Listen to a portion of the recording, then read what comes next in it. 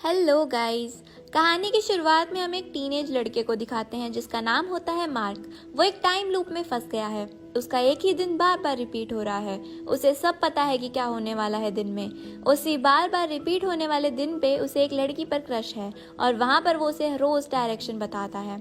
अब उसने इस दिन में कई सारी लॉटरीज जीती और कई सारे मजेदार चीजें करी है, लेकिन उसकी सारी हैप्पीनेस टेम्परेरी है। 12 बजे के बाद दिन रिपीट होगा और इस बात से वो इरिटेट हो चुका है। उसकी मॉम उसके उठते ही ऑफिस चली जाती है और उसके फादर और सिस्टर के साथ वो ब्रेकफास्ट करता है। वो ये ब्रेकफास्ट इतनी बार कर चुका है कि उसे एक एक वर्ड याद है। फिर मार्क एक होप के साथ कम्युनिटी पूल पर जाता है और अपनी क्रश को बीच बॉल से बचाता है। यही वो बार बार करता था इस चाह में कि वो एक दिन उससे बात कर पाएगा। एक दिन ये बॉल मार्गरेट आके पकड़ लेती है और उसे पता चलता है कि मार्गरेट भी उसी की तरह एक ही दिन को बार बार एक्सपीरियंस कर रही है। मार्गरेट को देखते ही उसे उससे प्यार हो जाता है। वो उसे थोड़ी सी स्ट्रेंज लगती है। ये बात वो अपने दोस्त हेनरी को बताता है। मार्गरेट से लॉस्ट डॉग का फ्लायर गिर जाता है तो मार्क उसे मार्गरेट को ढूंढता है और कुछ दिनों तक ढूंढता रहता है। एक दिन उसे मार्गरेट मिल जाती है और वो उससे बात करने के लिए चला जाता है। उसे पता चलता है कि वो भी एक ही दिन को बार बार एक्सपीरियंस कर रही है। वो दोनों थोड़ी बातें करते हैं और कुछ फनी चीजों को जिसको मार्क ने नोटिस किया था उसे वो दोनों मिलकर देखते हैं। उसके बाद वो उससे उसका नंबर ले लेता है क्योंकि दिन रिपीट होगा लेकिन उसकी मेमोरी इरेज नहीं होगी। फिर उसके बाद वो वहाँ से चली जाती है और वहाँ पर दिन रिवर्स होता है और वो उस कांटेक्ट को याद कर चुका था, इसलिए वो उस कांटेक्ट को मिलाता है पर कोई भी रिप्लाई नहीं आता। एक दिन रिप्लाई वो देती है और दोनों मिलते हैं। दोनों को समझ नहीं आता कि ऐसा क्यों हो रहा है। फिर दोनों दिन को लेकर अपने एक्सपीरियंस को शेयर करते हैं। मार्क उसे बताता है कि मैं आर्ट स्कूल जाना चाहता हूँ लेकिन मेरे डैड अपनी जॉब को छोड़कर सिविल वॉर पे बुक लिख रहे हैं। मार्गरेट उसे बताती है कि वो नासा के लिए मिशन स्पेशलिस्ट बनना चाहती है, यानी कि वो एक एस्ट्रोनॉट बनना चाहती है। और वो एक डॉग को भी ढूंढ रही है क्योंकि वो चाहती है कि वो एक चीज को तो ठीक कर सके। डॉग की वजह से उसने एक ईगल को देखा है जो कि फिश को पकड़ता है, जो कि बिल्कुल एक परफेक्ट मोमेंट है। फिर मार्गरेट को किसी जैरेट का कॉल आता है। वो मार्क को घर ड्रॉप करके उससे मिलने चली जाती है। अगले दिन वो मिलते हैं। मार्क उसे कहता है कि हमें प्योर परफेक्ट मोमेंट को कैप्चर करना चाहिए, जैसे कि एक ईगल का फिश को पकड़ना जो कि कुछ सेकंड्स के लिए होता है लेकिन हमने उसे कैप्चर किया। उसके पास और करने के लिए भी कुछ है नहीं। पर मार्गरेट उसे मना करती है। वो कहती है कि मेरे पास काम है, पर मार्क के समझाने पर वो मान जाती है। फिर वो परफेक्ट थिंग्स को ढूंढने निकल पड़ते हैं। वहाँ पर मार्गरेट उसे बताती है कि वो फोर्थ डायमेंशन को ढूंढ रही है। परफेक्ट चीज़ों को ढूंढने की शुरुआत होती है, जैसे कि टर्टल को रोड क्रॉस करते हुए देखना, पॉन्ड में आर्ट बनते हुए देखना, रैंडम क्रिएटिविटी होते देखना। परफेक्ट मोमेंट को एंजॉय करते करते बच्चों के मज़े लेते लेते उन दोनों को काफ़ी मज़े आ रहे थे। मार्गरेट कहती है कि वो नहीं चाहती कि ये दिन कभी ख़त्म हो और ये टाइम ऐसा ही रुका रहे। जैरेट की कॉल आती है और वो फिर से चली जाती है। फिर मार्क जैरेट को सर्च करता है गूगल पे और उसे पता चलता है कि वो एक डॉक्टर है। मार्क इस बात को बताने हेनरी के पास जाता है और वो मार्गरेट के बारे में उसे बताता है। हेनरी कहता है कि तुम्हें डेट के लिए कहना चाहिए और कहता है कि जब सही टाइम हो तो तुम उसे किस कर देना। मार्क मार्गरेट को सरप्राइज देता है स्कूल के जिम में, जहां वो मून और स्पेसशिप का मॉडल बना रहा था क्योंकि मार्गरेट एस्ट्रोनॉट बनना चाहती थी। फिर मार्क सही समय देखकर अपनी फीलिंग्स को कन्फेस करने की कोशिश करता है लेकिन कर नहीं पाता। पर वो उस दिन को बिगाड़ना नहीं चाहता था, इसलिए वो और लोग मजे करते हैं और वहाँ पर कॉरिडोर में साइकिलिंग करते हैं। मार्गरेट बहुत खुश थी। उसको अपने घर ले जाता है वो, और फिर मार्गरेट उसके पेरेंट्स के बारे में पूछती है। वो बताता है कि उसके डैड और सिस्टर के बारे में तो वो जानता है लेकिन उसकी मॉम हर सुबह जल्दी चली जाती है और 12 बजे टाइम रिवर्स हो जाता है, जिसकी वजह से वो काफ़ी लंबे समय से उनसे नहीं मिला।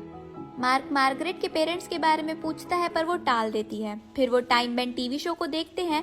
मार्क बाथरूम जाता है और अपने आप को तैयार करता है ताकि वो अपनी फीलिंग्स को कन्फेस कर सके। मार्क रूम में टाउन का मैप बनाया करता था जो कि मार्गरेट को मिल जाता है।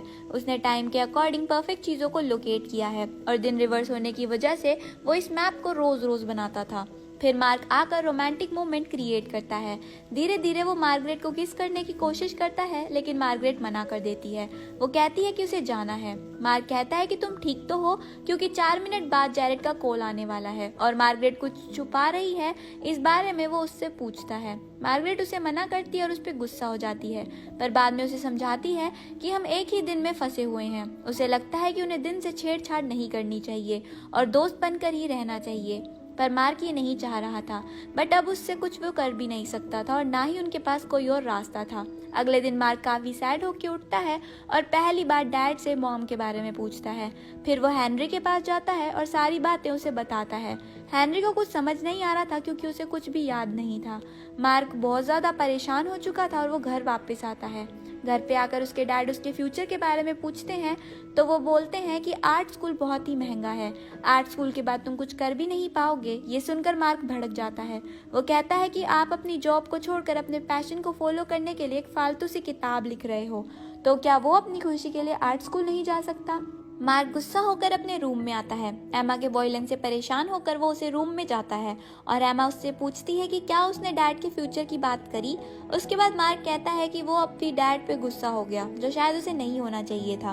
उसके बाद एमा उसे बताती है कि वो आर्ट स्कूल का खर्चा नहीं उठा सकते क्योंकि उनकी नौकरी नहीं है और घर के खर्चे भी मॉम की पेमेंट से निकल रहे हैं, तो वो चाहकर भी उसे आर्ट स्कूल में नहीं डाल सकते। उसे दूसरों के बारे में भी कुछ सोचना चाहिए। मार्क अगले दिन से ही अलजेब्रा क्लास में जाता है और अपने टीचर से पूछता है कि अगर वक्त रुक जाए या फिर बार बार रिपीट हो तो क्या किया जाए, ये कैसे पॉसिबल है।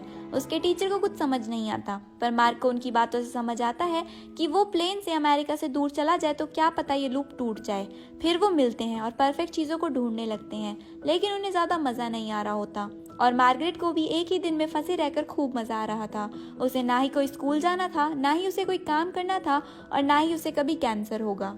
मार्क कहता है कि अगर हम यहीं फंसे रहे तो हमें अपने सपने पूरे करने का कोई टाइम नहीं मिलेगा। हम 16 घंटों से ज़्यादा कुछ नहीं कर सकते। मार्गरेट कहती है कि मेरे लिए इनफ है, मैं इसी लूप में रहना चाहती हूँ, मैं इसे नहीं तोड़ना चाहती। मार्गरेट सोचती है कि मार्क उस पर गुस्सा है क्योंकि उसने उसे किस नहीं किया। मार्गरेट मार्क को लेकर एक घर में जाती है और वो खूब तोड़फोड़ करते हैं। उसके बाद मार्क मार्गरेट को अपने प्लेन का आइडिया बताता है, पर वो मना कर देती है। वो कुछ चीज़ों को फेस नहीं करना चाहती। मार्क उसे समझाता है कि उसे ऐसा करना चाहिए, वो लोगों की ज़िंदगी उनसे छीन रही है। उसके डैड कभी अपनी बुक को ख़त्म नहीं कर पाएंगे, हेनरी कभी अपना गेम फिनिश नहीं कर पाएगा, एना अपना गेम हारती रहेगी और ये टाइम यहीं रहेगा। टाइम वो है जो कि एक बार चला जाए और फिर वो वापस कभी ना आए। उसके बाद मार्गरेट भारी मन से उसकी बातों को मान जाती है और उसके बाद वो लोग जापान वाली फ्लाइट को पकड़ते हैं। उसके बाद मार्गरेट चुपके से उस प्लेन से निकल जाती है, पर मार्क नहीं निकलता। प्लेन जब डेट लाइन को क्रॉस करने वाला था तभी दिन रिवर्स होता है और कुछ भी चेंज नहीं होता। उठ के मार्क अपने डैड और बहन के साथ ब्रेकफास्ट के लिए जाता है। ब्रेकफास्ट के दौरान वो अपने डैड से बहुत अच्छी अच्छी बातें करता है और उनकी बुक के बारे में भी पूछता है। उसके डैड को बहुत अच्छा लगता है। फिर वो एमा का सॉकर गेम देखने जाता है। एमा सॉकर गेम जीत जाती है और मार्क जितना हो सके अपने बारे में छोड़कर दूसरों की मदद करने लगा रहता है। अब मार्क क्लास ज्वाइन करता है, एमा के साथ म्यूजिक प्रैक्टिस करता है और स्केट बोर्डिंग करने भी जाता है, जहां उसे चोट लग जाती है और उसे हॉस्पिटल में एडमिट किया जाता है। वहां वो मार्गरेट को देखता है जो अपनी मॉम से मिलने आई थी, जिनकी डेथ हो जाती है, और जैरेड उनका ही डॉक्टर था जो शाम को उसे कॉल करके यही बताएगा। अब मार्क समझ जाता है कि मार्गरेट क्यों नहीं चाह रही थी कि ये दिन खत्म हो। वो अपनी मॉम को नहीं खोना चाह रही थी, इसलिए वो टाइम लूप को तोड़ने के लिए तैयार नहीं है। अगले दिन मार्क अपनी मॉम के ऑफिस जाने से पहले ही उनसे मिलता है और उन्हें गले लगा लेता है, क्योंकि उसे अब अपनी मॉम की अहमियत समझ आ गई थी। अब मार्क हेनरी के साथ गेम खेलता है।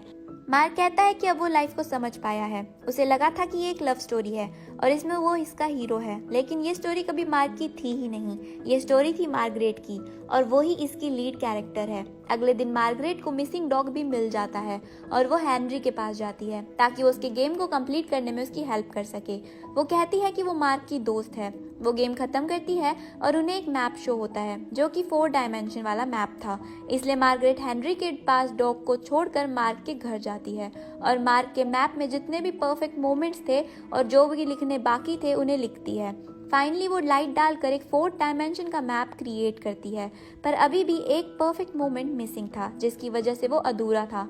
वो इसे पूरा करने चाहती है क्योंकि वो बचपन से 4th डायमेंशन को ढूंढ रही है। पास में हम मार्गरेट को देखते हैं। वो अपनी मॉम के साथ थी और वो अपनी मॉम को छोड़ने के लिए बिल्कुल भी रेडी नहीं है, पर उसकी मॉम उसे समझाती है कि टाइम खत्म होने के बाद सबको जाना होता है, लेकिन जितना हम जिए वो एक परफेक्ट मोमेंट है। फिर प्रेजेंट में मार्गरेट मिसिंग लोकेशन का पता लगाती है।